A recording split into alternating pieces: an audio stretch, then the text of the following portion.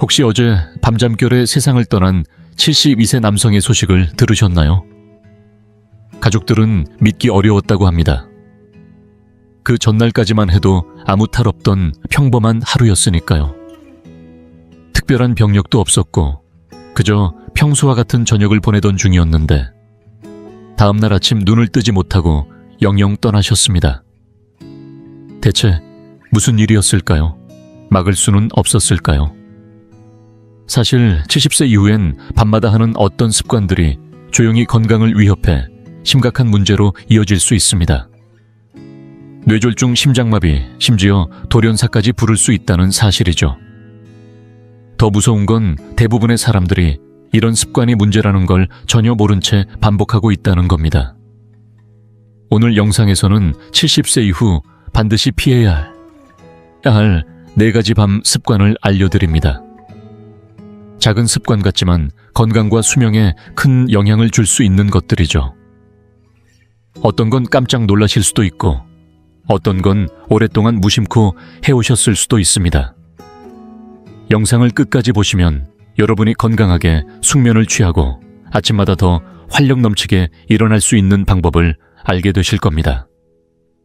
마지막으로 다룰 습관은 대부분의 어르신들이 매일 밤 무심코 하고 계시는 일인데 사실상 건강에 큰 위협이 될 수 있습니다. 대안까지 자세히 알려드리니 끝까지 함께 해주세요.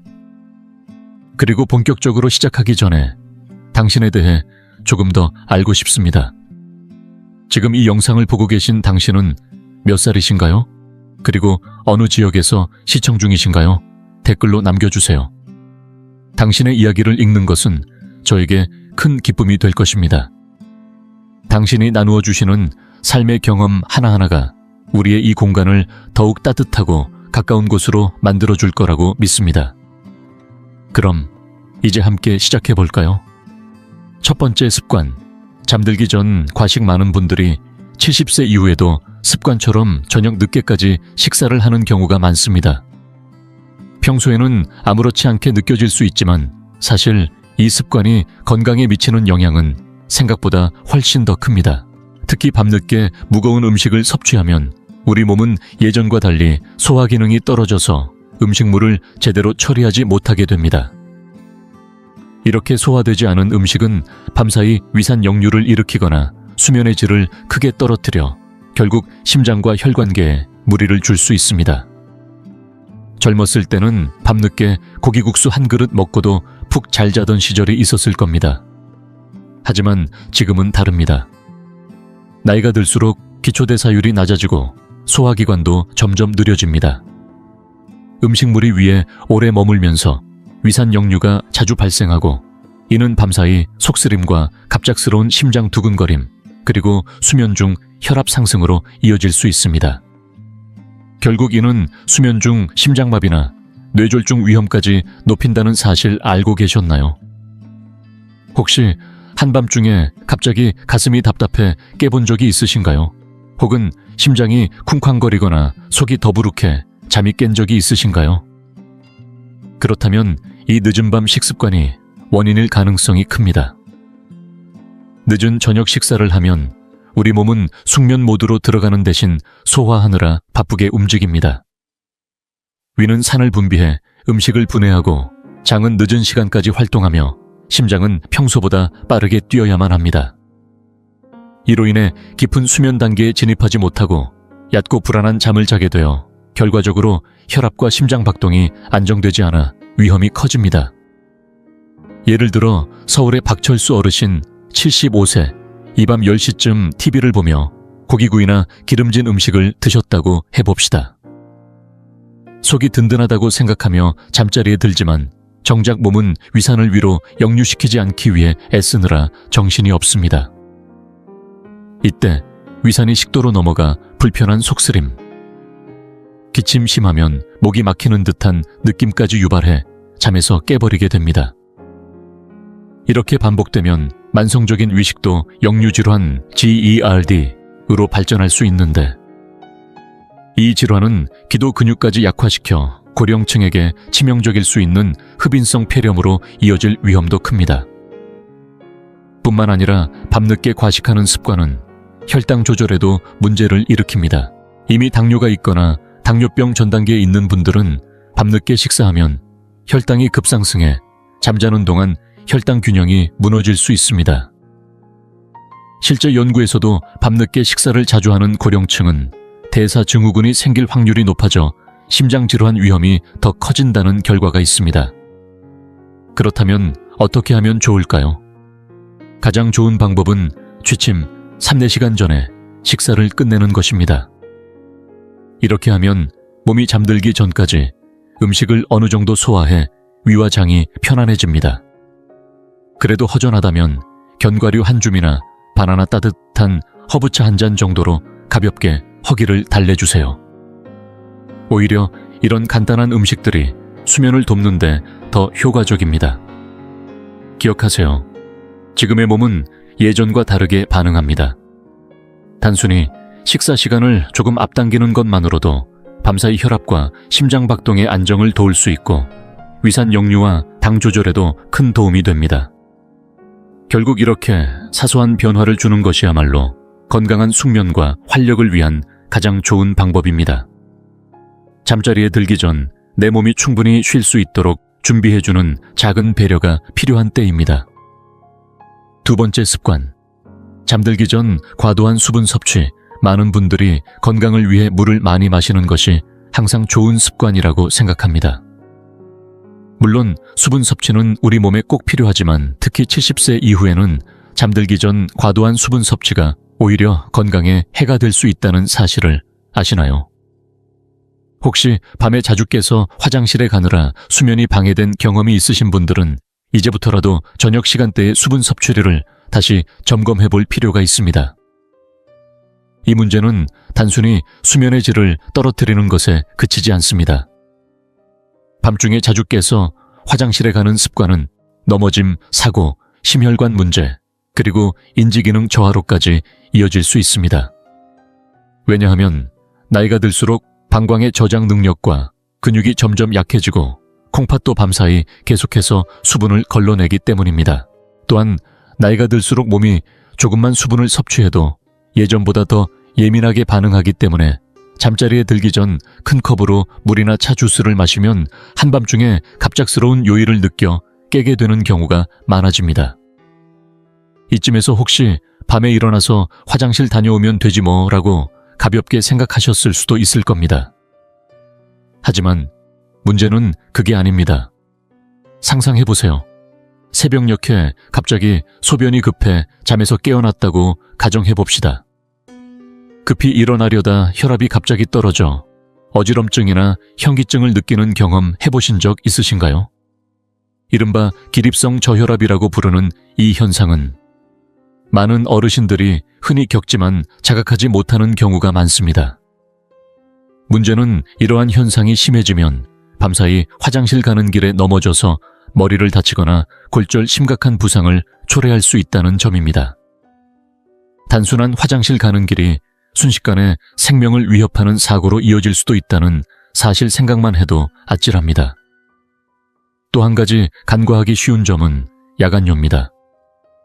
잠자는 중에 자주 깨서 화장실을 다녀오면 뇌가 빛을 인식해 아침이구나라고 착각해버립니다. 그러면 멜라토닌 분비가 억제되면서 깊고 회복력 있는 수면이 방해받습니다. 이렇게 수면의 질이 떨어지면 면역력 약화, 혈압 상승, 심지어 인지기능 저하까지 이어질 수 있다는 사실 알고 계셨나요? 실제 연구에 따르면 밤에 자주 깨는 고령층은 그렇지 않은 분들보다 치매와 기억력 저하 위험이 높다는 결과도 있습니다. 그렇다고 수분 섭취를 무조건 끊어야 한다는 뜻은 아닙니다. 중요한 건 언제 마시느냐에 있습니다. 하루 동안 충분한 수분을 섭취하되 저녁에는 양을 조금씩 줄이는 습관을 들여보세요. 특히 오후 늦게는 한꺼번에 많은 양을 마시기보다는 갈증이 느껴지면 조금씩 나눠서 마시는 것이 좋습니다. 만약 커피나 차 같은 카페인이 든 음료를 오후 늦게 드신다면 카페인이 이뇨작용을 촉진해 요일을 더 자주 느끼게 할 수 있으니 주의가 필요합니다. 또 한 가지 식단 속 숨은 수분에도 신경 써야 합니다. 국이나 수분이 많은 과일, 심지어 일부 약물에도 수분이 많아 저녁 늦게 섭취하면 밤사이 체내 수분량이 과도해질 수 있다는 점 생각해 보셨나요? 이런 작은 부분까지 챙겨보시면 야간료를 줄이고 숙면을 지키는 데 큰 도움이 될 수 있습니다. 이처럼 단순해 보이는 습관이지만 수분 섭취의 시간과 양을 조금만 조절해도 수면의 질은 물론이고 넘어짐 사고, 심혈관계 문제, 기억력 저하 등 여러 위험을 예방하는 데 큰 도움이 됩니다. 몸이 예전 같지 않은 지금 잠자리에 들기 전 수분 섭취 습관을 되돌아보는 것만으로도 건강한 노후를 위한 큰 한걸음이 될 수 있습니다. 지금 이 영상을 계속 시청하고 계시고 저희가 나눈 이야기들이 정말 유익하다고 느껴지신다면 댓글에 숫자 2을 남겨주세요. 그 한 글자가 당신께서 여전히 저희와 함께하고 계시다는 따뜻한 신호가 되어 큰 힘이 됩니다. 아직 채널을 구독하지 않으셨다면 지금 구독 버튼을 누르시고 알림 설정도 함께 해주세요. 앞으로 올라올 소중한 영상들을 놓치지 않으실 수 있습니다. 당신의 응원은 저희에게 큰 힘이 됩니다. 당신 덕분에 저희는 정보를 전하고 마음을 나누며 조금이나마 희망의 빛을 전할 수 있는 영상을 계속 만들 수 있습니다. 앞으로도 저희와 함께 걸어가 주세요. 감사합니다. 세 번째 습관. 너무 따뜻한 방에서 자기 포근한 이불 속에서 따뜻하게 잠드는 것이 몸에 좋을 거라 생각하시는 분들이 많습니다. 하지만 70세를 넘기고 나면 밤의 방을 지나치게 따뜻하게 유지하는 것이 건강에 오히려 독이 될 수 있다는 사실 알고 계신가요? 많은 어르신들이 추위를 이기려다 보니 방 안 온도를 높이거나 두꺼운 이불을 덮어두면 더 잘 잘 수 있을 거라고 믿으시지만 사실은 그 반대일 수 있습니다. 나이가 들수록 우리 몸의 천조절 능력은 예전만큼 좋지 않습니다. 땀을 배출해 열을 식히는 기능이 저하되면서 특히 잠자는 동안에는 천이 쉽게 올라가게 됩니다. 이렇게 천이 올라가면 몸은 스스로를 식히기 위해 심장을 더 빨리 뛰게 만들어야 합니다. 심장이 밤새도록 과도하게 일하면 심장에 부담이 쌓이고 특히 고혈압이나 심장질환, 혈액순환 문제가 있는 분들에게는 치명적일 수 있습니다. 한밤중에 이유 없이 몸이 축축해질 정도로 땀을 흘리거나 숨이 차서 깼던 경험 있으신가요? 그게 바로 몸이 천을 조절하려고 애쓰고 있다는 신호입니다. 최근 연구에 따르면 잠자는 동안 방 온도가 높으면 갈증이 느껴지지 않아도 탈수가 발생할 수 있다고 합니다. 밤에 가벼운 탈수가 오면 혈액이 더 끈적해지고 이로 인해 혈전 심장마비, 뇌졸중 위험이 커질 수 있다는 사실도 함께 밝혀졌습니다. 예를 들어 대전의 이정호 어르신 74세를 떠올려 보세요. 평소 독서하는 걸 좋아해 밤에도 책을 읽다가 잠드는 분인데요.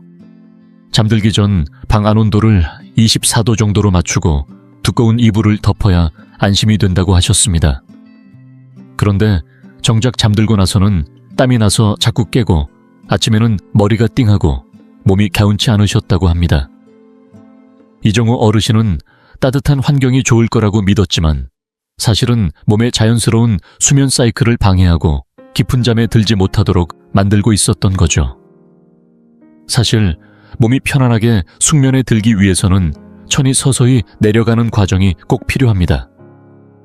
이렇게 몸의 중심천이 낮아져야만 숙면 단계로 진입해 면역력도 높이고 기억력도 유지하며 전반적인 건강이 지켜질 수 있습니다. 실제로 잠자는 환경을 조금 더 서늘하게 유지한 분들이 아침에 더 상쾌하고 머리가 맑아진다고 보고된 사례도 많습니다. 그렇다면 적정한 실내 온도는 얼마일까요? 전문가들은 밤에 18도에서 20도 정도로 맞추면 수면질이 가장 좋다고 권장합니다. 너무 춥다고 느껴진다면 두꺼운 합성섬유, 이불보다는 통기성이 좋은 면, 이불을 겹쳐 덮는 방법을 추천드립니다. 또 땀이 차지 않도록 가벼운 면 소재의 잠옷을 입으면 천 조절에 더 도움이 됩니다. 창문을 조금 열어 바람이 통하게 하거나 작은 선풍기를 틀어 공기를 순환시키는 것도 좋은 방법입니다. 이렇게 하면 방 안 공기가 맑아져 호흡기 건강에도 도움을 주고 수면을 방해하는 여러 요인을 줄일 수 있습니다. 잠자는 방의 온도를 조금만 조절해도 심장의 부담을 줄이고 깊고 편안한 잠을 잘 수 있으며 아침에 훨씬 개운하게 일어날 수 있습니다. 결국 숙면을 위한 사소한 실천 하나가 전반적인 건강에 큰 영향을 줄 수 있다는 사실을 잊지 마세요. 이제 마지막으로 많은 분들이 매일 밤 습관처럼 하시지만 잘못된 자세 때문에 건강을 해칠 수 있는 습관 하나가 더 남아 있습니다. 이 부분은 정말 많은 분들이 무심코 하고 계시는데요. 이어서 살펴보겠습니다. 네 번째 습관. 잘못된 자세로 자기 많은 분들이 잠잘 때의 자세에 대해 깊이 생각해보지 않으셨을 겁니다. 대부분은 편안하면 됐지 라고 생각하시지만 70세가 넘으면 수면 자세가 건강에 미치는 영향이 생각보다 훨씬 크다는 사실을 아셔야 합니다. 잘못된 자세로 잠을 자면 호흡이 방해되거나 혈액순환이 원활하지 않아 심장질환이나 뇌졸중 위험까지 높아질 수 있다는 사실 알고 계셨나요? 그런데도 많은 어르신들이 매일 밤 자신도 모르게 몸에 부담을 주는 자세로 잠들고 계십니다. 나이가 들수록 근육의 긴장도나 폐의 기능, 혈액순환이 예전 같지 않게 변합니다. 이때 잘못된 자세로 몇 시간이고 누워있게 되면 기도가 눌리거나 산소 포화도가 낮아지고 중요한 혈관에 압박이 가해져 몸의 정상적인 기능이 방해를 받게 됩니다. 이로 인해 코골이나 수면 무호흡증은 물론 더 심각한 심장 부담으로 이어질 수 있다는 사실도 함께 알아두셔야 합니다. 예를 들어 등을 대고 반듯하게 눕는 자세는 많은 분들이 가장 편안하다고 생각하시겠지만 실상은 가장 위험한 자세 중 하나입니다. 등을 대고 누우면 중력 때문에 혀와 목 안쪽 연조직이 기도로 떨어지면서 기도를 부분적으로 막아버립니다. 이렇게 되면 수면 중에 숨이 반복적으로 멈췄다 이어지는 수면 무호흡증이 생길 수 있는데 많은 분들이 이를 자각하지 못한 채 지내십니다. 이 수면 무호흡증은 심장질환, 고혈압, 심지어 심장마비까지 위험을 높일 수 있다는 사실이 밝혀졌습니다. 서울에 사는 김영우 어르신 76세의 이야기를 예로 들어볼까요? 김 어르신은 평생 등을 대고 자는 습관이 있었는데 부인이 밤마다 숨을 안 쉬는 듯 하다가 갑자기 큰 숨을 몰아쉬는 모습을 보고 걱정이 되셨다고 합니다. 김 어르신은 처음엔 나이 들면 다 그런 거지 라고 대수롭지 않게 넘겼지만 시간이 지나면서 아침에 일어나면 늘 머리가 아프고 하루 종일 집중이 안 되는 증상이 반복되었습니다. 결국 병원에서 검사를 받고서야 평소 자세 때문에 수면 무호흡증이 생기고 있다는 사실을 알게 되셨습니다. 매일 밤 심장이 더 힘들게 일하느라 몸이 고생하고 있었던 거죠. 또 한 가지 수면 무호흡증이 없다고 해도 잘못된 자세는 혈액순환에 영향을 미칩니다. 예를 들어 오른쪽으로 누워서 자는 자세는 심장에 압박을 주어 혈액이 원활히 돌지 않아 폐나 다리에 물이 차는 심부전으로 이어질 수 있다는 연구 결과도 있습니다. 특히 심장질환을 앓고 계신 분들에게는 더더욱 주의가 필요합니다. 그렇다면 70세 이후에는 어떤 자세로 자는 게 좋을까요? 전문가들은 왼쪽으로 누워서 자는 습관을 권장합니다. 왼쪽으로 누우면 혈액순환이 좋아지고 심장이 더 효율적으로 펌프질을 할 수 있을 뿐만 아니라 소화에도 도움이 됩니다. 위산 역류나 속쓰림이 잦은 분들에게도 왼쪽 자세는 위산이 식도로 넘어오는 것을 방지해 수면의 질을 높여줍니다. 만약 밤에 자면서 자세가 자꾸 바뀐다면 바디필로우를 활용해 등을 받쳐주어 등을 대고 눕는 것을 방지해보세요. 또한 베개를 조금 높여 머리를 받쳐주면 기도가 열려서 호흡이 한결 편해집니다. 관절이나 허리가 불편하신 분들은 무릎 사이에 작은 베개를 두면 허리의 부담을 덜어주고 척추 정렬을 유지하는 데 도움이 됩니다. 이처럼 사소해 보이는 수면 자세를 조금만 바꿔도 혈액순환, 호흡, 심장 기능까지 좋아져 건강한 밤을 보낼 수 있습니다. 지금까지 잘못된 자세로 인해 몸에 부담을 주었다면 오늘부터라도 몸에 맞는 자세로 건강한 수면을 준비해 보시길 바랍니다. 이렇게 작은 변화가 결국 큰 건강의 차이를 만들어냅니다. 오늘은 70세 이후 건강에 치명적일 수 있는 4가지 취침 습관에 대해 이야기 나눠봤습니다. 밤늦게 과식하는 습관부터 잠들기 전 과도한 수분 섭취, 지나치게 따뜻한 방에서 자기, 그리고 잘못된 자세로 자기까지, 이 모든 습관들은 평범해 보여도 우리의 심장 건강, 수면의 질, 그리고 전반적인 건강에 조용히 악영향을 줄 수 있다는 사실을 살펴봤습니다. 하지만 다행히도 이런 위험들이 영원히 고정된 것은 아닙니다. 잠들기 전 작은 습관 하나만 바꿔도 숙면의 질을 높이고 심장질환 같은 심각한 건강 문제의 위험을 줄일 수 있습니다. 그리고 무엇보다 매일 아침 더 건강하고 활력 있게 깨어날 수 있다는 점 희망적이지 않으신가요? 이제 잠시 시간을 내어 돌아보세요. 여러분의 밤 습관 중에서 오늘 이야기한 것들이 얼마나 익숙한지 생각해 보세요. 혹시 밤마다 자주 깨서 화장실을 가시진 않으신가요? 혹은 자다가 이유 없이 뒤척이고 덥다고 느낀 적은 없으신가요? 아니면 평생 등을 대고 누워 자는 게 편하다고 생각해 오시진 않으셨나요? 무엇이든 좋습니다. 중요한 건 문제를 인식하는 순간부터 변화가 시작된다는 사실입니다. 그래서 오늘 밤 여러분께 도전 하나 드리고 싶습니다. 오늘 이야기한 습관들 중에서 단 하나라도 실천해 보세요. 식사 시간을 조금 앞당기거나, 방 온도를 살짝 낮추거나, 잠잘 때 왼쪽으로 돌아 누워 주무시거나. 작은 실천 하나가 시간이 흐를수록 큰 변화를 만들어낼 것입니다. 오늘도 함께 해주셔서 감사합니다. 오늘 영상에서 배운 점이나 앞으로 실천해보고 싶은 습관이 있다면 댓글로 남겨주세요.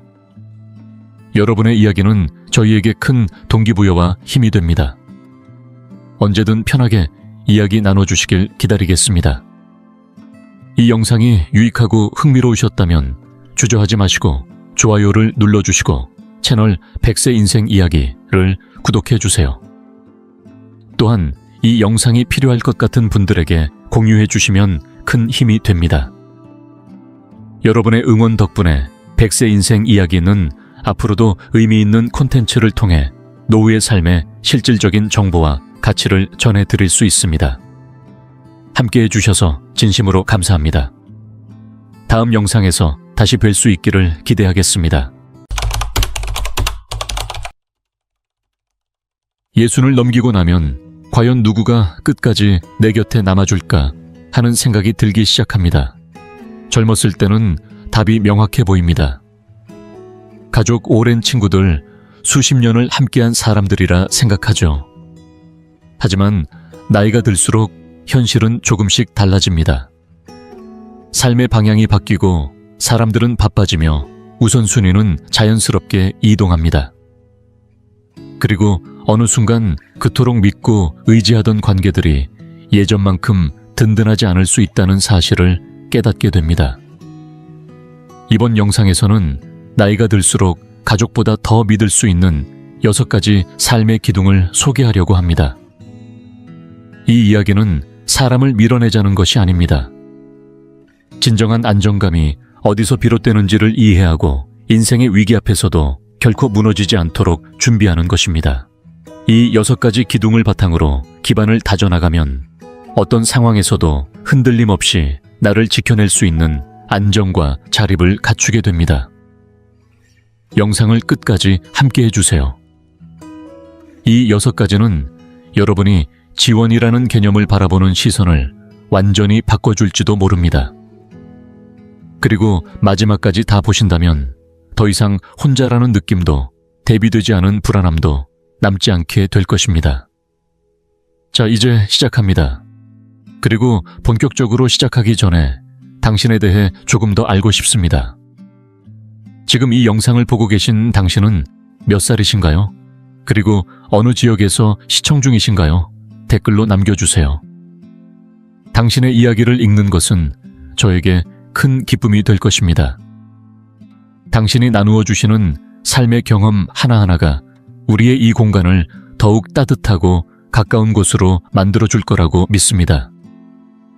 그럼 이제 함께 시작해 볼까요? 하나, 재정적 안정, 평생 가장 든든한 버팀목, 물질적인 안정이란 우리가 살아가는 동안 가장 현실적이고도 확실한 버팀목이 되어주는 존재입니다.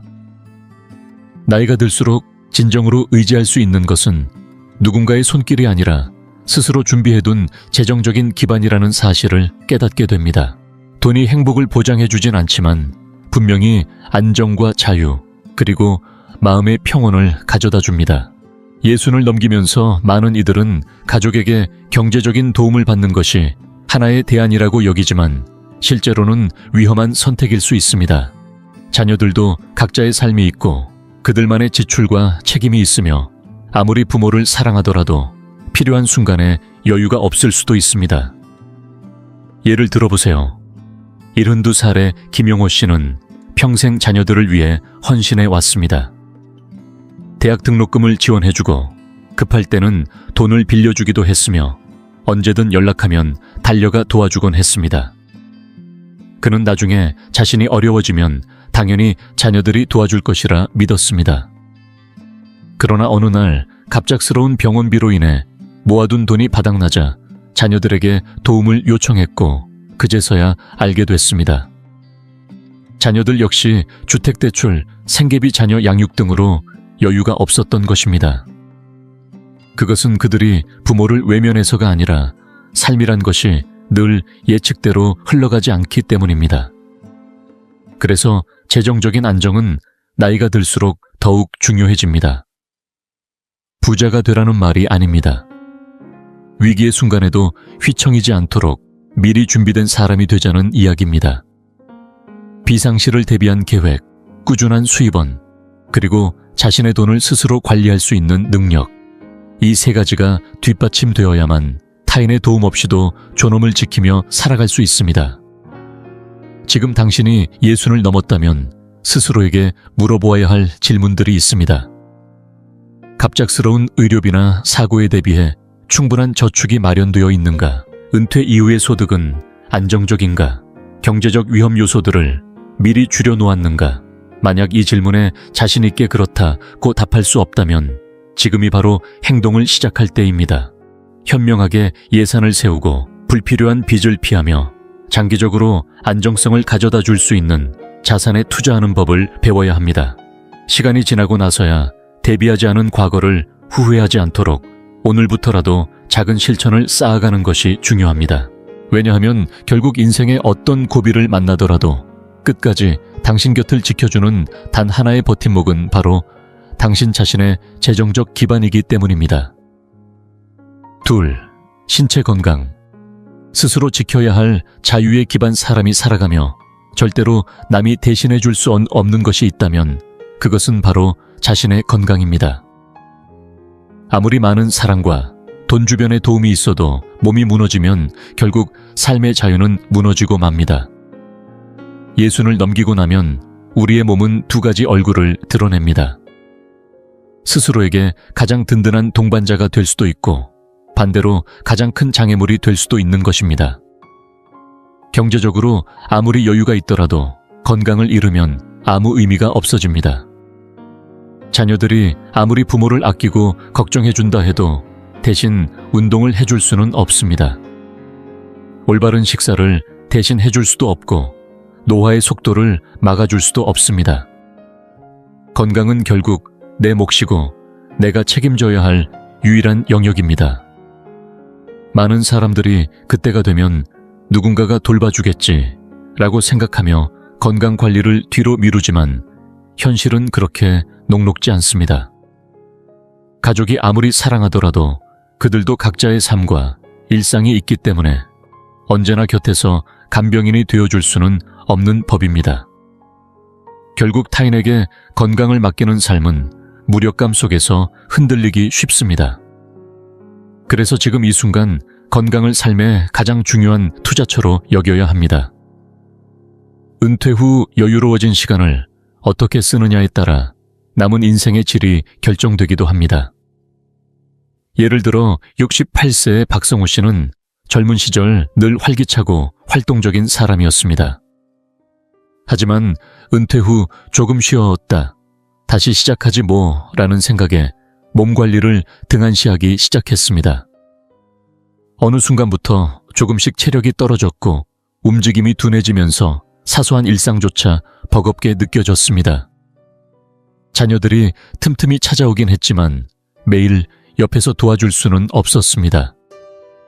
그러다 어느 날 그는 자신이 다시 삶을 주도하려면 지금 당장 건강을 되찾아야 한다는 사실을 깨달았습니다. 내년도 아니고 다음 달도 아닌 바로 지금이었습니다. 건강관리는 올림픽 선수처럼 혹독하게 할 필요는 없습니다. 중요한 건 작지만 꾸준한 실천입니다. 매일 몸을 움직이고 몸에 이로운 음식을 먹으며 정기검진을 성실히 받는 것만으로도 큰 차이를 만들어냅니다. 만약 요즘 가슴이 답답하거나 걷는 것이 힘들어졌거나 이전보다 쉽게 지친다고 느낀다면 그 신호들을 더는 외면하지 마세요. 그 경고를 무시한 대가는 생각보다 클 수 있습니다. 오늘 내가 내리는 건강한 선택 하나하나가 미래의 나를 지켜주는 보호막이 되어줄 것입니다. 결국 당신에게 가장 믿을 수 있는 지원군은 자녀도 형제도 친구도 아닙니다. 가장 강력한 지원은 바로 스스로를 지키고 움직일 수 있는 건강한 몸입니다. 지금 내가 건강을 얼마나 우선순위에 두고 있는지에 따라 훗날 누군가에게 기대야 할 필요가 줄어들고 나만의 삶을 스스로 유지할 수 있는 기반이 마련됩니다. 노년의 진짜 자유는 스스로 움직일 수 있는 몸에서부터 시작됩니다. 지금 이 영상을 계속 시청하고 계시고 저희가 나눈 이야기들이 정말 유익하다고 느껴지신다면 댓글에 숫자 2를 남겨주세요. 그 한 글자가 당신께서 여전히 저희와 함께하고 계시다는 따뜻한 신호가 되어 큰 힘이 됩니다. 아직 채널을 구독하지 않으셨다면 지금 구독 버튼을 누르시고 알림 설정도 함께 해주세요. 앞으로 올라올 소중한 영상들을 놓치지 않으실 수 있습니다. 당신의 응원은 저희에게 큰 힘이 됩니다. 당신 덕분에 저희는 정보를 전하고 마음을 나누며 조금이나마 희망의 빛을 전할 수 있는 영상을 계속 만들 수 있습니다. 앞으로도 저희와 함께 걸어가 주세요. 감사합니다. 셋. 사회적 관계. 외로움을 막아주는 보이지 않는 방패.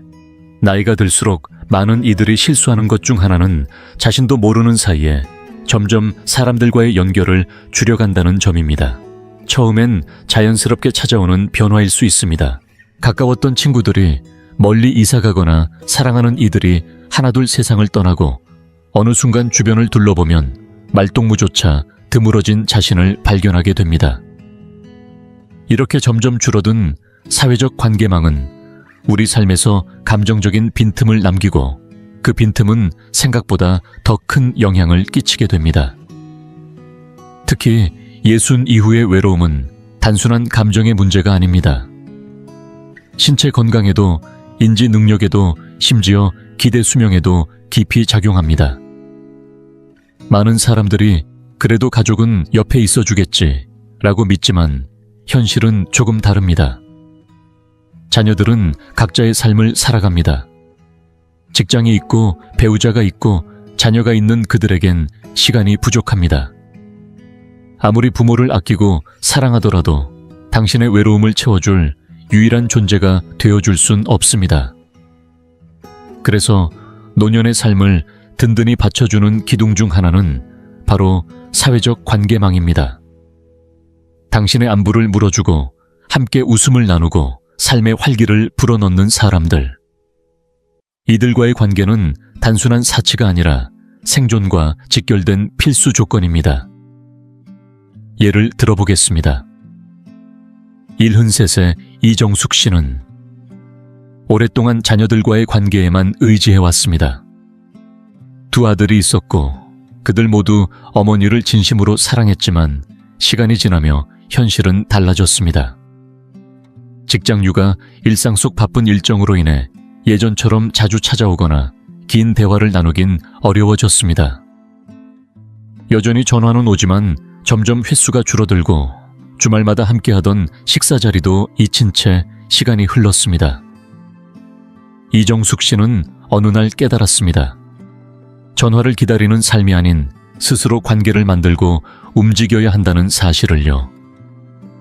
그녀는 용기를 내어 오래된 친구에게 연락했고 동네 노인복지관의 모임에도 참여하기 시작했으며 그동안 미뤄왔던 서예를 배우며 새로운 사람들을 만나기 시작했습니다. 그렇게 그녀의 삶에는 다시 말소리와 웃음 소속감이 찾아왔고 더 이상 자녀의 전화 한 통에 의존하지 않아도 마음이 외롭지 않았습니다. 이처럼 친구 관계 지역 모임 또는 일상 속에서 마주치는 사람들과의 가벼운 인사까지 모두가 감정적 안정감을 만들어주는 소중한 연결입니다. 동네 마트 직원과의 짧은 안부 인사, 매주 찾는 도서관에서의 책 이야기, 노래교실에서의 웃음 한 자락. 이 모든 것이 나는 누군가와 연결되어 있다는 감각을 만들어줍니다. 지금 당신 곁에 있는 사람들 중 진심으로 웃음을 주고 마음을 환기시켜주는 사람이 누군지 한번 떠올려 보세요. 만약 뚜렷하게 떠오르지 않는다면 지금이 관계의 폭을 넓혀야 할 시점일지도 모릅니다. 왜냐하면 결국 나이 들어 가장 단단한 사회적 안전망은 단순한 동행자가 아닌 삶의 가치를 일깨워주는 사람들로부터 만들어지기 때문입니다.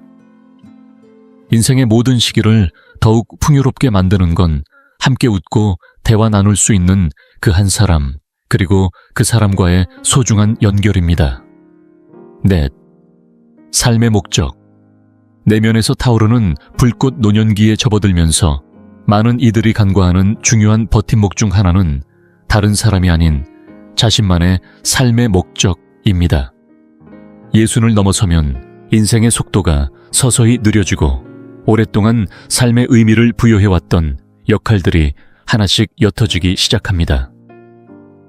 부모로서의 역할, 직장인으로서의 정체성, 누군가를 돌보는 책임감, 그 무게들이 점차 가벼워지는 대신 공허함이 자리를 채우곤 합니다.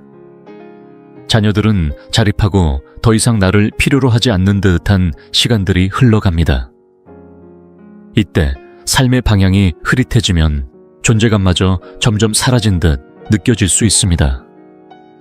가족이 아무리 사랑해주고 곁에 있어준다 해도 나에게 삶의 목적을 대신 채워줄 수는 없습니다. 나는 왜 오늘 아침 눈을 떴는가? 라는 질문에 스스로 답할 수 있어야 합니다. 그 이유는 누군가가 정해주는 것이 아니라 내가 스스로 만들어가는 것입니다. 그것이 취미든 사명감이든 누군가를 위한 작은 봉사든 삶의 목적은 하루하루를 살아가게 하는 정신적인 나침반이 됩니다. 단순히 하루를 버티는 것이 아니라 세상과 연결되고 있는 감각을 지켜주는 핵심 동력입니다. 70살의 정인호 씨는 40년 넘게 기술직 엔지니어로 일한 후 은퇴했습니다. 처음엔 여유로운 삶이 반가웠고 늦잠을 자고 책을 읽으며 여유로운 일상을 즐겼지만 몇 달이 지나자 마음속에 채워지지 않는 허전함이 자리 잡기 시작했습니다. 시간은 있었지만 의미는 없었습니다. 간혹 자녀들이 들러 안부를 묻고 갔지만 정 씨는 점점 스스로의 자리가 희미해지는 기분을 느꼈습니다. 그러던 어느 날 그는 스스로 결심했습니다. 다시 무언가에 속한 삶을 살아보자고요. 지역 아동센터에 자원봉사를 신청하고 아이들에게 나무와 공구로 무언가를 만드는 방법을 가르치기 시작했습니다. 어느새 그는 아침마다 눈을 뜨며 기대하게 되었고 자신이 다시금 필요한 존재로 느껴지기 시작했습니다. 그렇게 그의 하루는 다시 의미로 채워졌고 삶은 다시 움직이기 시작했습니다. 삶의 목적은 반드시 직업에서 오는 것이 아닙니다. 새로운 것을 배우는 즐거움, 후배나 이웃에게 조언해주는 기쁨, 작은 화분을 키우며 느끼는 생명의 흐름 그림을 그리고 여행을 계획하고 자기 자신에게 과제를 주는 행위까지 이 모든 것이 마음을 생기 있게 유지해주는 중요한 요소입니다. 혹시 요즘 들어 이제 내 인생의 전성기는 지났구나 라고 느낀 적이 있다면 지금 그 생각을 바꾸어야 할 때입니다. 삶의 목적은 나이가 들수록 사라지는 것이 아니라 형태를 바꾸며 성장해가는 것입니다. 하루하루를 의미 있게 채워나가는 데 집중할수록 타인에게서 행복을 구걸하지 않아도 스스로 충만함을 느낄 수 있게 됩니다. 결국 당신을 앞으로 나아가게 하는 가장 강력한 힘은 누군가의 손이 아니라 당신 내면 깊은 곳에서 꺼지지 않는 열정의 불꽃이라는 사실을 잊지 마세요. 5. 감정 회복 탄력성. 삶의 바람에도 흔들리지 않는 내면의 뿌리. 나이가 들었다고 해서 인생의 시험이 끝나는 것은 아닙니다. 오히려 예순을 넘어서면 삶은 또 다른 방식으로 우리를 시험합니다. 친구와의 인연이 자연스럽게 줄어들고 오래 함께했던 이들이 세상을 떠나며 건강 또한 예전 같지 않다는 현실을 마주하게 됩니다. 익숙하던 삶의 풍경이 하나둘씩 사라질 때 때로는 세상이 더 외롭게 느껴질 수 있습니다. 하지만 이럴 때일수록 진정한 힘은 타인에게서가 아니라 자신의 내면에서 나옵니다. 감정을 다스리고 상실과 변화 속에서도 평온을 찾아가는 능력. 바로 이 감정 회복 탄력성이 우리가 계속 앞으로 나아가게 하는 핵심입니다. 많은 사람들이 힘들고 지칠 때 가족에게 위로를 기대합니다. 자녀들이나 형제자매 가까운 친척들이 나의 슬픔을 달래주길 바라지요. 그러나 현실은 각자 살아내느라 바쁘다는 것입니다. 아무리 사랑하는 사이라도 누군가의 감정적 지지를 지속적으로 책임질 수는 없습니다. 그래서 더욱 중요한 것이 바로 스스로의 마음을 다독이고 회복하는 힘을 키우는 일입니다. 이는 외로움을 견디기 위한 방어가 아니라 나 자신을 돌보고 지켜내는 가장 단단한 기반입니다.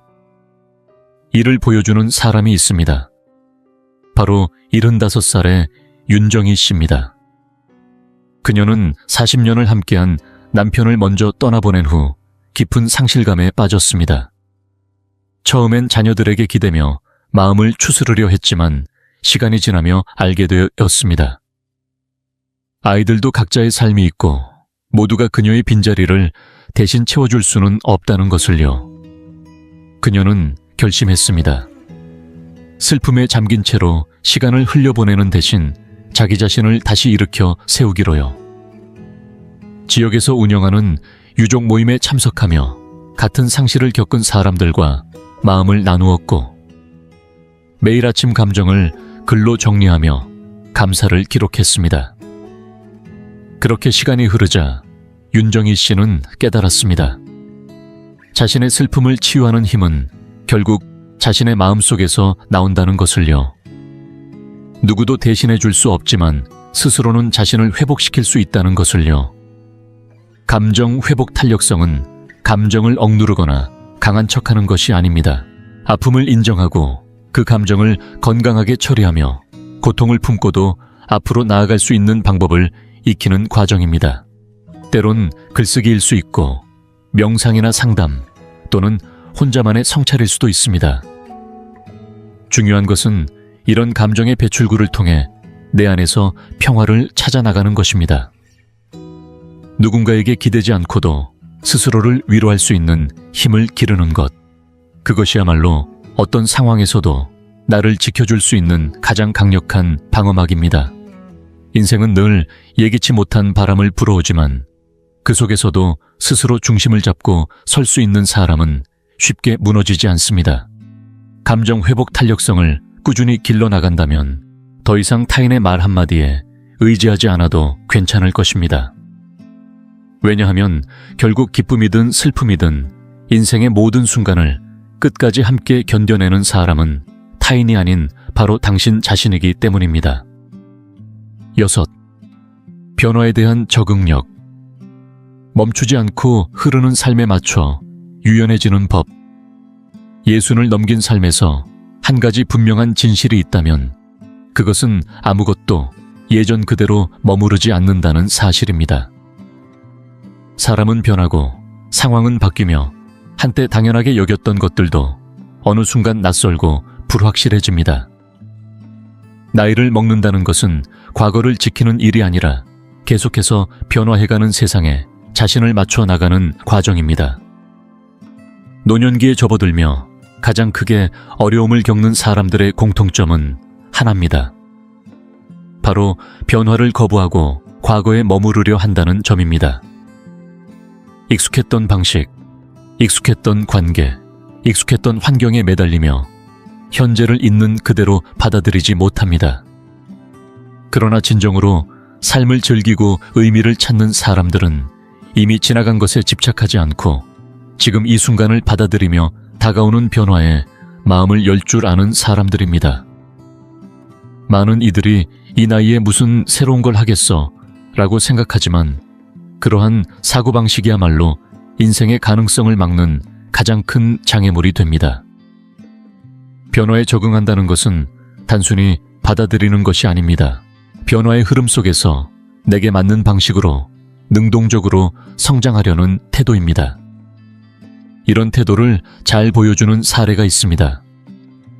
바로 78살의 이준호 씨입니다.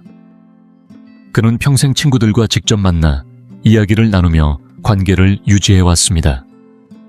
하지만 시간이 지나며 가까운 친구들이 하나둘 이사를 가거나 세상을 떠나면서 그는 점점 외로움을 느끼기 시작했습니다. 처음에는 노인이라면 다 이렇게 사는 거지 라며 받아들이려 했지만 어느 날 문득 생각이 들었습니다. 꼭 이렇게 살아야 하나? 이준호 씨는 더 이상 고립되어 있지 않기 위해 스스로 변화를 선택했습니다. 처음엔 어색하고 낯설었지만 손자의 도움을 받아 영상통화 기능을 배우고 온라인 역사 토론 모임에 가입했습니다. 덕분에 멀리 있는 가족과도 자주 소통하게 되었고 새로운 친구들도 생겼습니다. 낯선 기술에 익숙해지는 데 시간이 걸렸지만 그는 변화에 맞서기보단 스스로 변화를 받아들이며 다시 활기를 되찾았습니다. 삶의 후반부를 잘 살아가는 사람들은 꼭 풍요롭거나 특별한 지원을 받는 사람들이 아닙니다. 오히려 자신만의 틀에 갇히지 않고 여전히 세상에 대한 호기심을 갖고 새로운 길을 찾아 나설 줄 아는 이들입니다. 문이 닫히면 다른 문을 찾고 관계가 달라지면 새로운 방식으로 연결하려 하고 뭔가 잘 안 되면 다른 방법을 시도해보는 사람들, 이들이야말로 진정한 유연함을 실천하는 사람들입니다. 이 적응력은 단순한 생존을 넘어 삶을 주체적으로 살아갈 수 있도록 만들어주는 강력한 힘입니다. 어떤 변화가 찾아오더라도 내가 움츠러들지 않고 그 흐름에 맞춰 나를 조율할 수 있다면 나는 결코 삶에서 밀려나지 않습니다. 오히려 모든 변화는 새로운 것을 얻을 기회가 될 수 있습니다. 익숙했던 문이 닫힐 때 인생은 다른 방식으로 문을 열어줍니다. 그 문을 찾을 줄 아는 유연한 태도, 그것이야말로 당신이 어떤 상황에서도 자신의 삶을 주도적으로 살아갈 수 있게 하는 마지막이자 가장 중요한 버팀목입니다. 60을 넘긴 삶은 분명 많은 지혜를 품고 있지만 그만큼 새로운 도전과 불확실성도 함께 따라옵니다. 가족은 여전히 소중한 존재이지만 시간이 흐를수록 우리가 가장 믿을 수 있는 존재는 결국 자기 자신이 쌓아온 기반이라는 사실을 깨닫게 됩니다. 진정한 안정은 관계나 기대에 의존하는 것이 아니라 스스로 준비하고 다져온 6가지 기둥에서 비롯됩니다. 재정적인 안정은 갑작스러운 상황에도 휘청이지 않도록 당신의 일상을 지켜주는 가장 현실적인 기반이 되어줍니다. 신체 건강은 자유롭고 독립적인 삶을 유지하는 열쇠가 되며 사회적 관계는 정서적 연결과 삶의 활력을 되살려줍니다. 삶의 목적은 나이를 떠나 하루를 살아갈 이유를 만들어주고 감정 회복 탄력성은 예상치 못한 상실과 고통 속에서도 다시 일어설 수 있는 힘을 길러줍니다. 그리고 변화에 대한 적응력은 계속 변해가는 세상 속에서도 주도적으로 살아갈 수 있게 만드는 가장 유연한 무기입니다. 이 6가지가 서로 연결되고 균형을 이루었을 때 당신은 어떤 상황 속에서도 흔들리지 않고 중심을 잡을 수 있습니다. 누구에게 의지하지 않아도 괜찮다는 자신감, 외로움 앞에서도 스스로를 지켜낼 수 있는 단단한 자립심, 그리고 더 이상 누군가가 내 삶을 책임져 주길 바라지 않아도 되는 평온함, 이 모든 것은 바로 당신 안에 이미 존재하는 힘입니다. 이 6가지를 삶 속에서 하나하나 실천하며 다져간다면 그 어떤 시련 속에서도 결코 무력하지도 외롭지도 준비되지 않은 사람으로 남지 않을 것입니다. 진정한 안정감은 누군가가 나를 지켜줄 거야 라는 희망에서 오는 것이 아니라 나는 이미 나를 지킬 준비가 되어 있다는 확신에서 비롯됩니다. 이 영상이 유익하고 흥미로우셨다면 주저하지 마시고 좋아요를 눌러주시고 채널 100세 인생 이야기를 구독해주세요. 또한 이 영상이 필요할 것 같은 분들에게 공유해 주시면 큰 힘이 됩니다. 여러분의 응원 덕분에 100세 인생 이야기는 앞으로도 의미 있는 콘텐츠를 통해 노후의 삶에 실질적인 정보와 가치를 전해드릴 수 있습니다. 함께 해주셔서 진심으로 감사합니다. 다음 영상에서 다시 뵐 수 있기를 기대하겠습니다. 대부분의 사람들은 70세 이후 건강을 지키기 위해서는 더 많이 걷는 것이 중요하다고 생각하지만 의사들은 이제 그것이 오히려 주의해야 할 습관이라고 경고하고 있습니다. 걷는 것은 분명 몸을 움직이는데 효과적인 활동이지만 만약 그것이 유일한 운동이라면 오히려 노화를 앞당기는 잘못된 선택이 될 수 있습니다. 나이가 들수록 우리 몸은 단순한 보행 이상을 필요로 합니다. 근육을 유지하고 균형을 잡고 관절을 보호하기 위해서는 다른 방식의 움직임이 반드시 필요합니다. 걷기에만 의존하고 나머지 중요한 운동 요소들을 놓치게 되면 결국 근육이 빠르게 줄고 관절에 무리가 가며 낙상 위험까지 높아질 수 있습니다. 그래서 전문가들은 이제 70세 이후에는 걷는 시간을 줄이고 그보다 더 중요한 5가지 영역에 집중해야 한다고 말합니다. 이 5가지는 단순한 팁이 아니라 오랫동안 활력을 유지하며 독립적인 삶을 살아가는 데 있어 핵심이 되는 비결입니다. 이번 영상에서는 걷기 외에 어떤 요소들이 진짜 건강을 지키는 기반이 되는지를 구체적으로 나누어 설명드릴 예정입니다. 이 간단한 변화들이 당신의 움직임을 더 자유롭게 만들고 뼈 건강을 지키며 삶의 시간을 더욱 길게 연장시켜 줄 수 있습니다. 끝까지 함께 해주세요. 마지막에 소개할 내용은 거의 아무도 말하지 않지만 장수와 깊은 관련이 있는 중요한 주제입니다. 그리고 본격적으로 시작하기 전에 당신에 대해 조금 더 알고 싶습니다. 지금 이 영상을 보고 계신 당신은 몇 살이신가요? 그리고 어느 지역에서 시청 중이신가요? 댓글로 남겨주세요. 당신의 이야기를 읽는 것은 저에게 큰 기쁨이 될 것입니다. 당신이 나누어 주시는 삶의 경험 하나하나가 우리의 이 공간을 더욱 따뜻하고 가까운 곳으로 만들어줄 거라고 믿습니다. 그럼 이제 함께 시작해볼까요? 하나.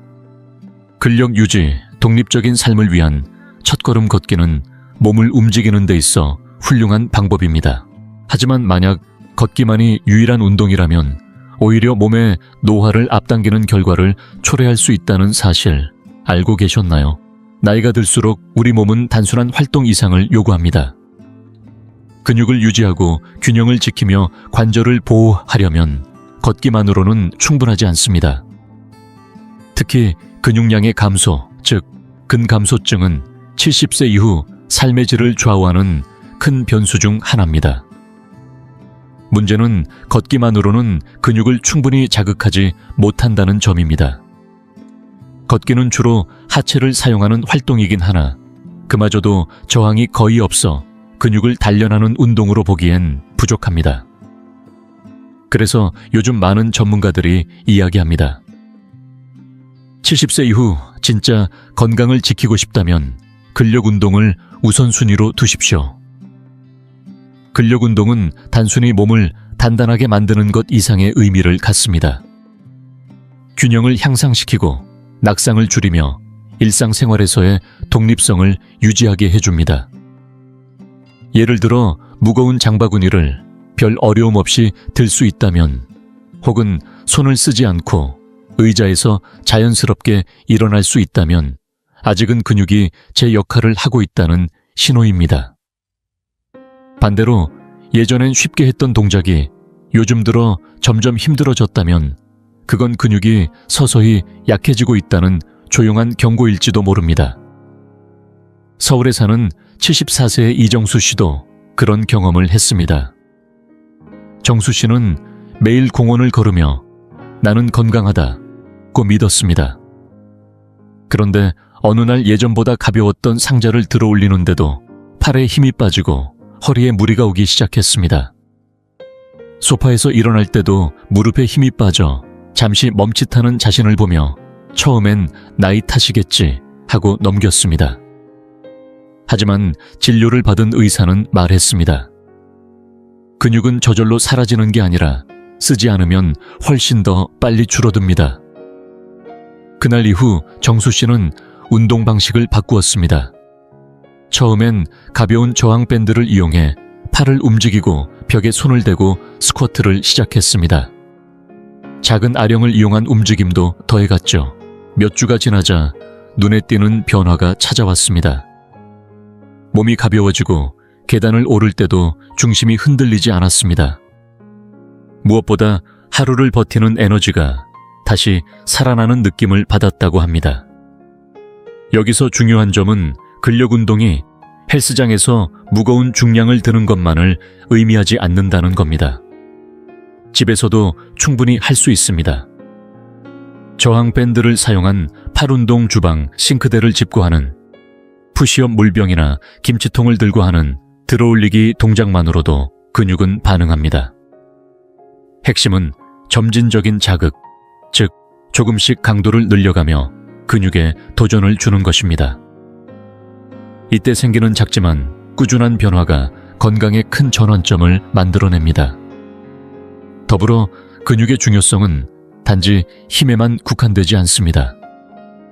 근육량이 많을수록 기대 수명이 길어지고 인지 능력의 유지에도 긍정적인 영향을 미친다는 연구 결과도 있습니다. 움직임이 편해지고 넘어짐이 줄어들며 삶의 주도권을 놓치지 않게 되는 것. 이 모든 것이 근육에서 시작됩니다. 지금 내 근력이 어느 정도인지 궁금하시다면 간단한 테스트를 해보세요. 의자에 앉았다가 손을 쓰지 않고 일어날 수 있는지 확인해 보십시오. 무리 없이 일어나셨다면 아주 좋은 신호입니다. 혹시 주저앉거나 몸을 앞으로 쏠리게 된다면 지금이 근력을 다시 세우기 시작할 가장 좋은 시기입니다. 늦었다고 생각할 필요는 없습니다. 근력은 나이를 불문하고 회복이 가능합니다. 하루 10분씩이라도 꾸준히 하면 몸은 반드시 그 변화에 반응합니다. 혹시 이 영상을 보고 계시고 이 내용이 도움이 되셨다면 댓글에 숫자 1번을 남겨주세요. 당신의 참여는 다른 분들에게도 큰 용기가 됩니다. 2.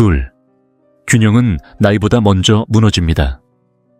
걷는 것은 건강을 유지하는 데 유익한 습관입니다. 하지만 우리가 잘 모르는 사실 하나가 있습니다. 걷기만으로는 균형 감각을 유지할 수 없습니다. 많은 분들이 나는 평생 걸어왔으니 균형은 괜찮겠지 라고 생각하시지만 안타깝게도 균형 능력은 나이와 함께 점점 약해지고 훈련하지 않으면 조용히, 그러나 분명히 사라져갑니다. 70세 이후 건강을 지키기 위해 가장 먼저 고려해야 할 것은 넘어지지 않는 힘입니다. 낙상은 단순한 사고가 아닙니다.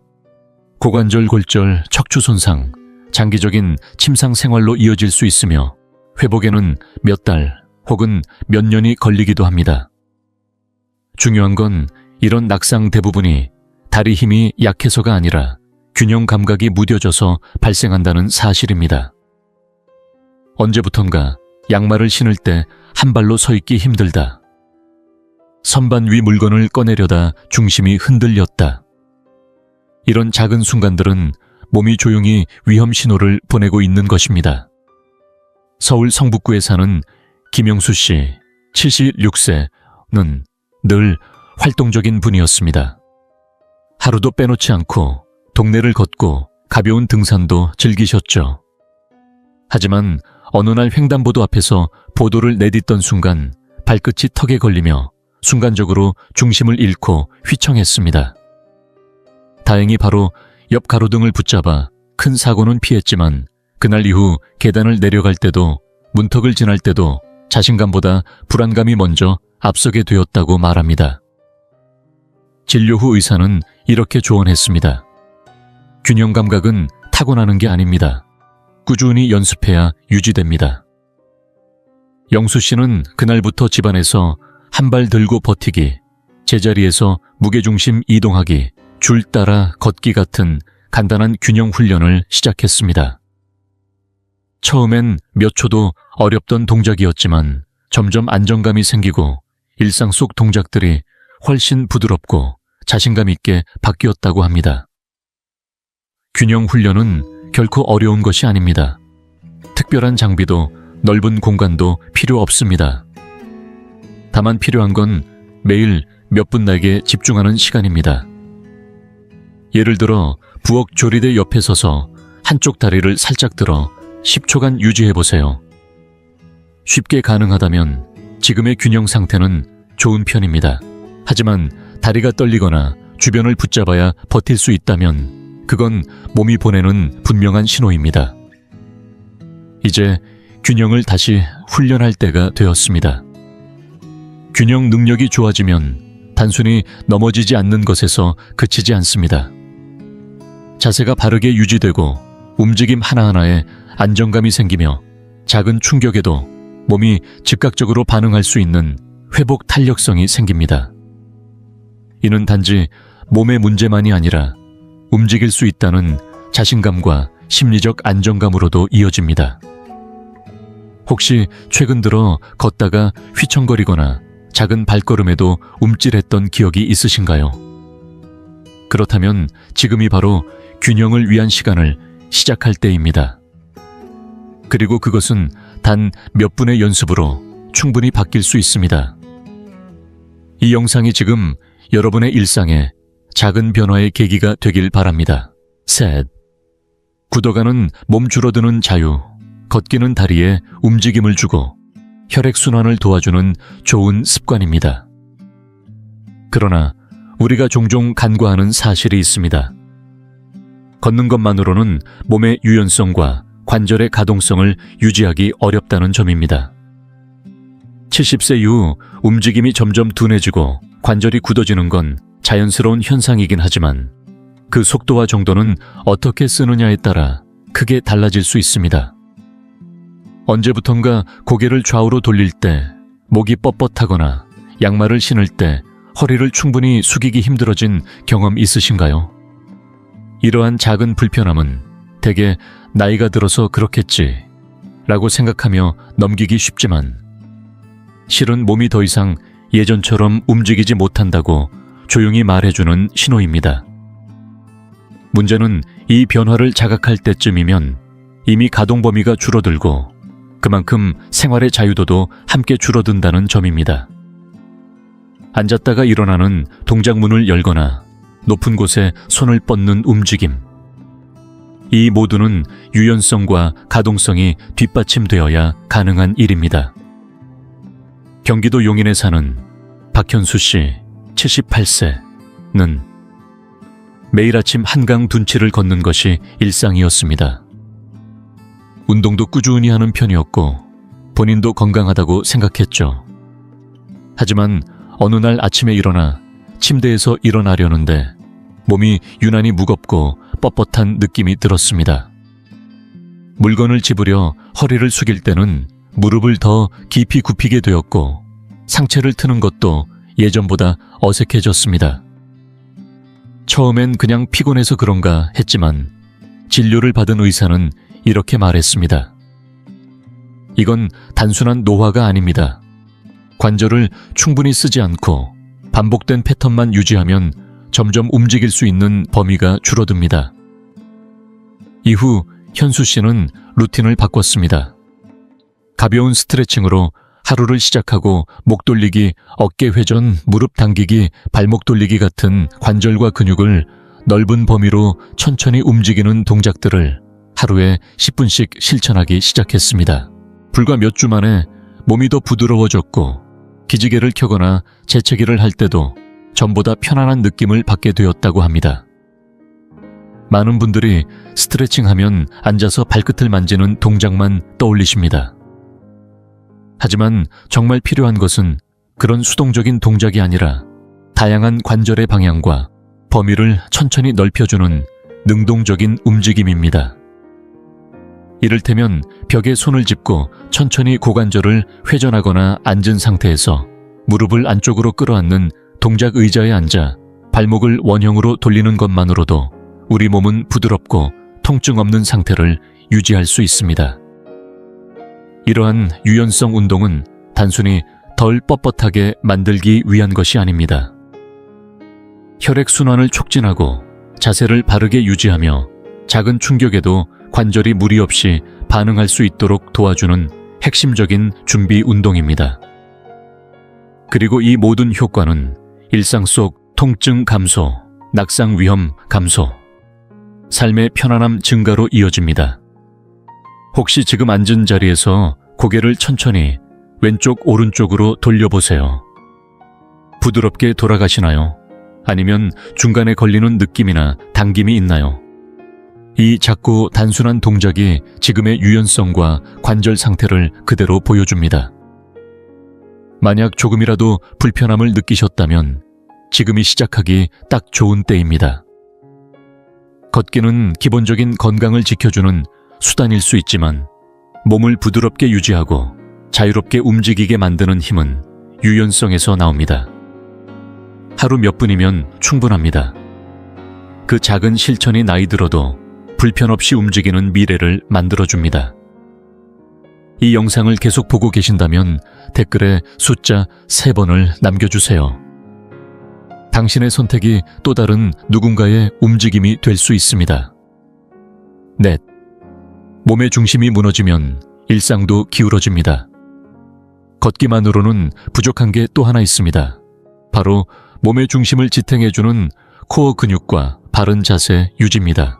많은 분들이 코어라고 하면 단순히 복부에 탄탄한 근육이 생기는 것을 떠올리지만 실제로 코어는 우리의 허리, 복부, 골반 등 아래를 감싸며 전신의 균형과 안정성을 유지해주는 근본적인 힘입니다.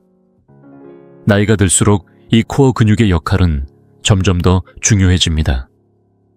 하지만 대부분은 이를 늦게 깨닫게 됩니다.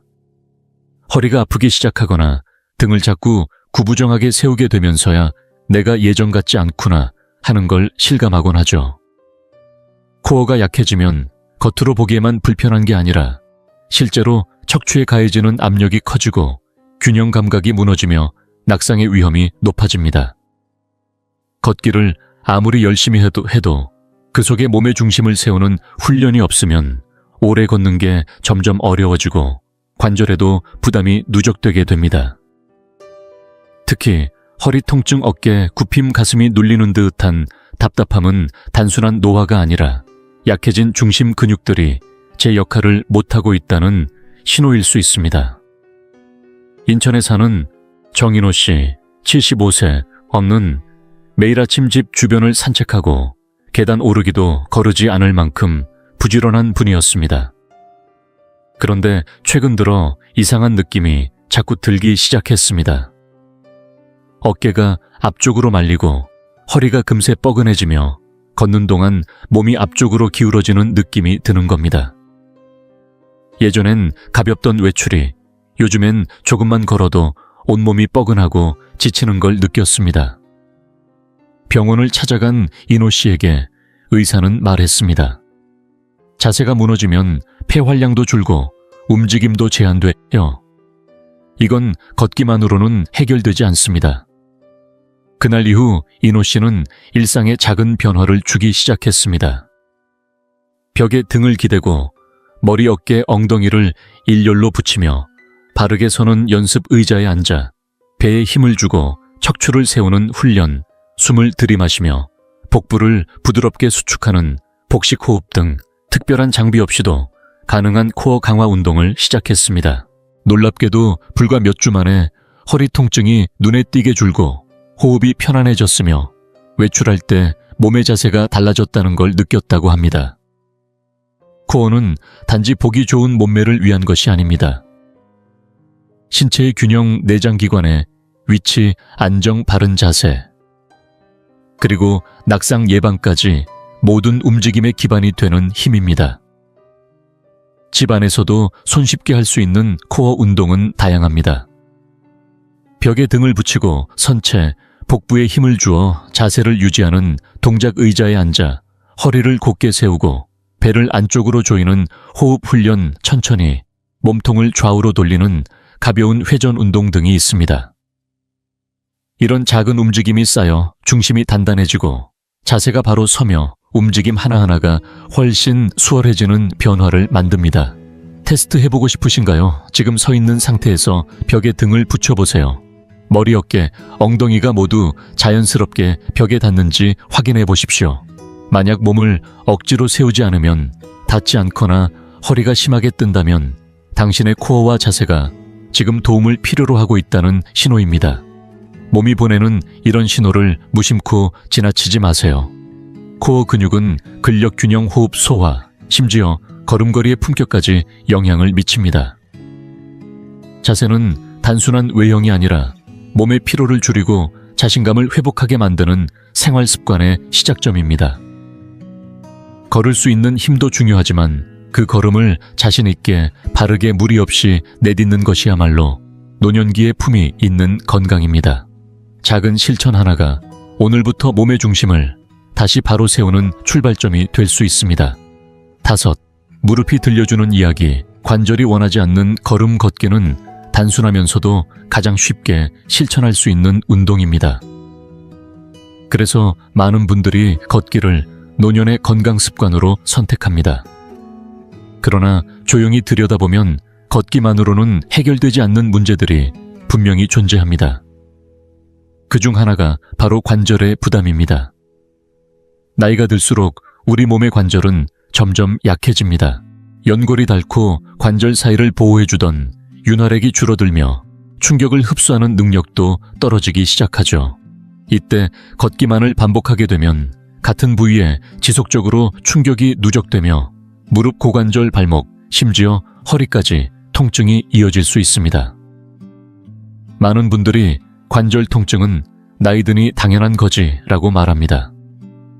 하지만 실제로는 충격을 흡수하지 못하는 방식의 반복된 움직임이 관절을 조용히 망가뜨리고 있다는 사실을 인지하지 못하는 경우가 많습니다.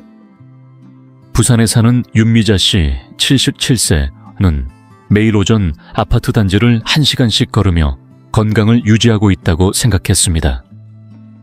그런데 최근 들어 무릎이 자주 뻣뻣하고 긴 걷기 후엔 허리와 엉덩이 주변까지 묵직한 통증이 찾아왔습니다.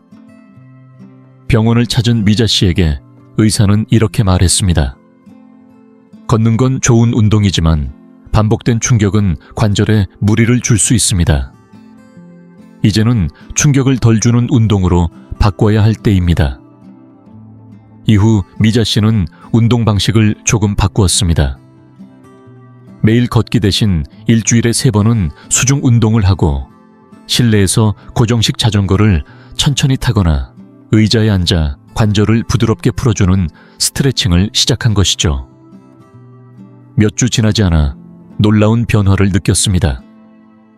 걷기 후에 묵직한 통증이 사라졌고 무릎이 예전보다 자연스럽게 움직이며 계단 오르내리기도 한결 편해졌습니다. 무릎, 고관절, 발목처럼 체중이 실리는 관절은 나이가 들수록 더욱 민감해지고 반복된 충격에 점점 약해집니다. 그래서 전문가들은 70세 이후엔 걷기만을 고집하기보다 관절을 보호하고 부담을 줄여주는 저충격 운동을 병행할 것을 권합니다. 예를 들어 수영이나 아쿠아로빅은 물의 부력 덕분에 몸에 가해지는 중력을 줄여주어 관절에 부담 없이 유산소 운동이 가능합니다. 자전거 타기나 실내 사이클도 관절에 무리가 적고 하체 근육을 고르게 사용하는 장점이 있습니다. 또한 태극권이나 간단한 체어, 요가처럼 천천히 부드럽게 움직이는 운동은 관절의 가동성을 지켜주면서도 통증을 유발하지 않기 때문에 나이 들어도 지속 가능한 운동이 될 수 있습니다. 지금 잠시 의자에 앉았다가 손을 쓰지 않고 천천히 일어나 보세요. 무릎이나 엉덩이에 묵직한 느낌이 있거나 걸을 때 관절이 뚝뚝 소리를 낸다면 그건 몸이 보내는 조용한 요청일 수 있습니다. 조금만 더 부드러운 움직임으로 나를 보호해 주세요. 관절을 보호한다는 건 단지 통증을 피하겠다는 의미가 아닙니다. 몸이 편해야 움직임이 자유로워지고 움직임이 편해야 삶이 단단해집니다. 걷기를 완전히 포기할 필요는 없습니다. 다만 하루하루 반복되는 움직임 속에서 내 관절은 어떻게 느끼고 있는지를 세심하게 살펴보는 것. 그것이야말로 진짜 건강을 지키는 첫걸음입니다. 혹시 이 영상을 끝까지 보고 계신다면 댓글에 숫자 5번을 남겨주세요. 당신의 작은 반응 하나가 지금 이 순간에도 관절 통증으로 망설이는 누군가에게 따뜻한 힌트가 될 수 있습니다. 이제 영상의 마지막에 도달했습니다. 오늘 함께 나눈 5가지 이야기를 천천히 되짚어보며 지금 이 순간 당신의 몸과 마음에 가장 필요한 것이 무엇인지 생각해 보셨으면 합니다. 혹시 그동안 건강을 위해 걷기만 해왔다면 이 5가지가 단순한 대안이 아닌 진짜로 필요한 것들임을 느끼셨을지도 모릅니다. 이제는 단순히 걸음수를 늘리는 데서 그치지 않고 근육을 지키고 균형을 세우며 유연성을 되찾고 몸의 중심을 다시 세우고 관절을 보호하는 방향으로 나아가야 할 때입니다. 나이가 든다는 건 단순히 속도가 느려진다는 의미가 아닙니다. 때론 멈춰서 돌아보는 용기이고 지금부터라도 몸을 더 아끼고 다르게 쓰겠다는 선택일 수 있습니다. 그동안 간과해온 작은 움직임들, 소홀히 했던 몸의 신호들을 다시 돌아보며 스스로의 삶을 다시 설계할 수 있는 힘은 여전히 우리 안에 있습니다. 몸은 어제보다 오늘이 더 약해질 수도 있지만 의식적인 선택과 실천으로 그 흐름을 바꾸는 건 지금도 가능합니다. 여러분은 이 5가지 중 어떤 부분에서 변화가 가장 필요하다고 느끼셨나요? 걷는 건 충분하지만 점점 허벅지에 힘이 빠지는 걸 느끼고 계신가요? 아니면 요즘 들어 균형을 잃는 순간이 자주 찾아오진 않았나요? 몸이 부쩍 뻣뻣해졌다거나 자세가 무너지고 있는 건 아닌지, 오랜 시간 걷고 나면 관절에 묵직한 통증이 따라오지는 않는지요? 그 변화는 작고 천천히 다가오지만 그것을 인식하고 대처하는 자세는 분명 우리의 삶의 방향을 바꿔줄 수 있습니다. 댓글을 통해 오늘 영상에서 가장 마음에 남은 내용 하나와 앞으로 실천해보고 싶은 점을 짧게 나눠주시면 좋겠습니다. 당신의 경험과 생각이 다른 분들에게도 도움이 될 수 있으니까요. 우리의 삶은 서로의 이야기 속에서 배우고 자랍니다. 그리고 그런 연결은 나이와 상관없이 우리 모두에게 깊은 울림을 남깁니다. 이 영상이 유익했다면 좋아요와 구독을 통해 응원해 주세요. 그런 작은 행동이 더 많은 분들과 이 이야기를 나눌 수 있는 힘이 됩니다. 함께 건강한 노년을 만들어가고 싶습니다. 오늘 함께 해주셔서 감사합니다. 다음 영상에서 다시 뵙겠습니다. 이 영상이 유익하고 흥미로우셨다면 주저하지 마시고 좋아요를 눌러주시고 채널 100세 인생 이야기를 구독해주세요. 또한 이 영상이 필요할 것 같은 분들에게 공유해주시면 큰 힘이 됩니다. 여러분의 응원 덕분에 100세 인생 이야기는 앞으로도 의미 있는 콘텐츠를 통해 노후의 삶에 실질적인 정보와 가치를 전해드릴 수 있습니다. 함께해 주셔서 진심으로 감사합니다. 다음 영상에서 다시 뵐 수 있기를 기대하겠습니다.